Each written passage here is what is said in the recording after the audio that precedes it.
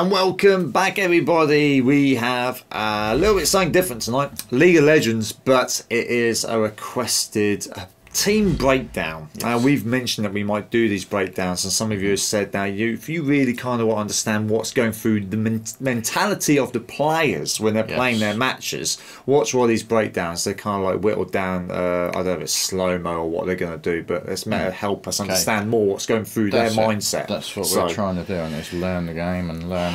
Yeah, and we're getting there slowly, and that's the plan. We know the world is going on at the minute. We're thoroughly enjoying what we have seen so far, which is little bits here and there, and we can't wait for this weekend. I can't wait for this weekend. That's it. G2 all the way beating SKT, the rematch, where Faker would want his revenge, but it's not going to happen, is it? So, who knows? That's fighting talk right there. Yes.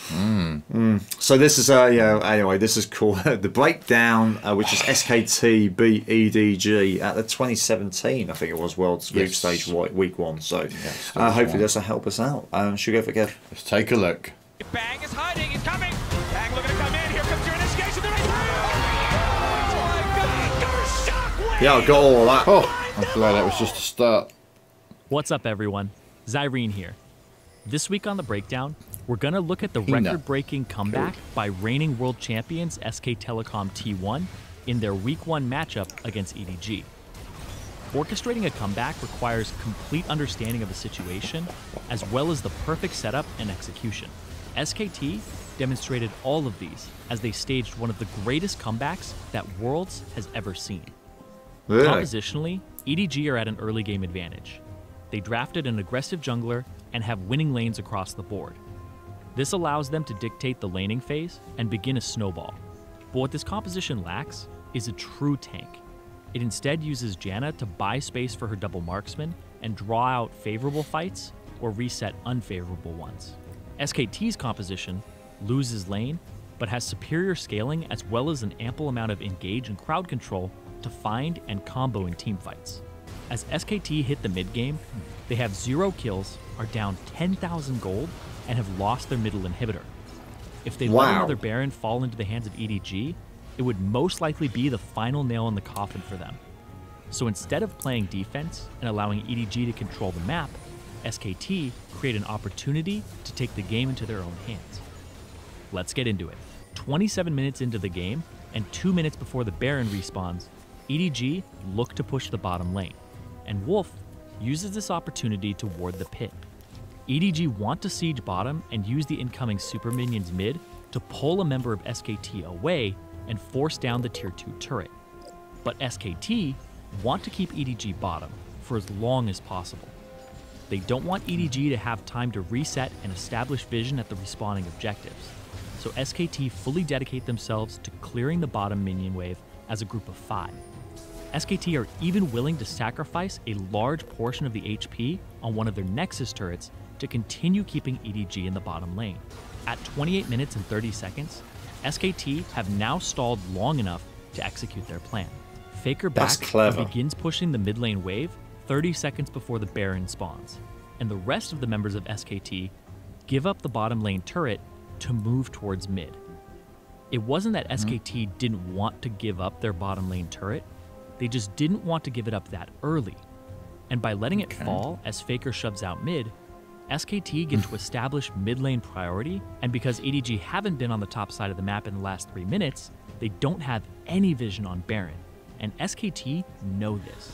SKT push mid and disappear into the unwarded river. This puts EDG in a tough position. EDG can risk approaching the brush that SKT are in, but while they are up 10,000 gold, their composition invests most of that gold into damage and not durability. So instead, EDG threaten to push up mid lane in an attempt to pull SKT back into the center of the map and away from Baron. But what they didn't expect was for SKT to engage on them. As EDG are looking to catch the mid wave, Clearlove sweeps and unburrows to clear a ward, but now his team no longer has Tremor Sense, and this small window is utilized by SKT. As Clearlove goes back into the ground, he's given the information that Bang and Wolf have already begun moving, but it's a moment too late. It's important to note that Wolf shrouded his exit from the mid lane bush. He hugged the wall closely and this gave him valuable units of unseen movement That's and clever. hid his intentions from EDG. As Wolf and SKT engage, their primary target is Mako's Janna. Janna is the biggest threat to SKT's team fight because she can disengage and give extra durability to her carries. With that in mind, Wolf presses the quickness, flash, and grand entrance with Mako right in the center of his target location. He catches 3 members of EDG in his charm as Iboy dodges with Featherstorm. Yes. Everyone on SKT is ready for this moment, and without hesitation, contributes to the fight. The CC layering has to be perfect. If there's a gap in the combo, it gives Janna an opportunity to flash and Monsoon to save EDG and potentially turn around the fight. Huni preemptively casts Feral Scream and flashes forward to ensure the silence on Mako. Bang opens up with Venom Cask and Spray and Pray for damage, while Peanut flashes forward to land the best possible flag and drag. Faker casts Command Protect on Wolf and then lands a Shockwave on 4 members of EDG while forcing Iboy's flash. There's a brief moment after the initial engage where EDG aren't airborne, but Mako is still silenced from Huni's Cho'Gath and can't flash or Monsoon during that time. He is then instantly pulled into the Shockwave damage and knocked up by both Peanut's Jarvan and Huni's Rupture. The combo from SKT left no counterplay for Mako once he was hit by the first CC, and SKT's priority target drops without being able to press a single ability. Scout's Lucian dies as well, and EDG look to abandon the fight. As Clearlove retreats, he gets cataclysmed by Peanut's Jarvan, which also traps in Iboy, who is now out of escapes. SKT then finish off Clearlove and Iboy, leaving Mouse and Rumble as the only survivor. SKT push and take 2 mid lane turrets, and then rush to the newly spawned Baron. After killing Baron, SKT have now closed the gold gap to just 4,000. And with a composition that outscales and a foot back in the game, SKT's comeback is in full force. Looking back, SKT displayed an incredible amount of composure in formulating this comeback. They were down all game, but kept EDG bottom lane until right before Baron spawned. Yeah, that's the clever bit about that. Yeah. To establish a mid lane push and put it's EDG like a decoy, in an wasn't it? exploitable Yeah. position. Oh, it tricked him. SKT also showed one of the most important elements of orchestrating a comeback: patience.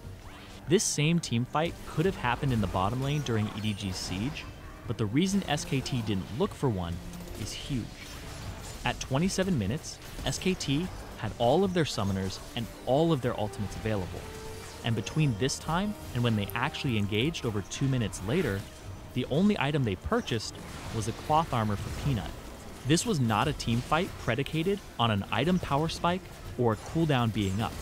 The reason SKT went for the fight they did was because of the Baron. Winning a single team fight at 27 minutes wouldn't have been enough to get SKT comfortably back into the game. If they had taken a team fight in the bottom lane and won, all they would have gotten is some gold. And even more importantly, EDG would respawn in time to contest the Baron, and SKT would be down crucial ultis and summoner spells. They could have lost With more that team fight gold. win, 2 turrets, and the Baron, SKT's composition would come online in the late game and grab them the victory at 44 minutes, while still down in kills. This comeback from SKT is historic. No team at Worlds had ever come back from a 10k deficit 25 minutes into the game, since the stat began being tracked in 2014. That's With that clever. comeback, SKT move into Week 2 undefeated and at the top of Group A. That's so well told. There's quite a lot of these. I like and the way it was slowed down, yeah. It does, brilliant. Yeah, thanks for the request to take a look at the team breakdown or whatever. It's just a breakdown of some of these matches. It's going to take some time for us to get to that point where we clearly understand what's going on. It moves so fast. Do you understand it all when it's playing live? I know quite a few out there have already said yes. Sometimes we get confused, but you can still kind of get the gist of it. But you listen to the commentators and that, they really know, don't they? It's a proper sport. I understand because like each character can see around them, but because they're all in one place, the rest of the map was greyed out to the whole team, so they could hide. That was quite a you know, totally understand how that worked. Yeah, it's clever. Keep them away from an area so the shroud covers back over the map, the area that they can't see. I like that. There's so much more. We wouldn't have understood that. Yeah, there's no way for them to talk through their mics to tell each other there's some over here or they're hiding here. There was just no way. It looks like a fantastic sport. It looks like something very competitive. I love the strategy on it. Yeah, you really got to see it there though. Yes, so, yeah, that showed the best of the best, kind of very clever, and I can't wait to see some more actually at these. Yeah, definitely. I don't know how many they've got, but we might well take a look at a few more breakdowns if they're worth reacting to. I think that's all we need to say. Let us know your thoughts on this SKT versus, was it EDG, or how they beat EDG in the comments below. So it's maybe one of the better ones. Other than that, big thank you for joining us. We'll see you all soon. Catch you on the flip side.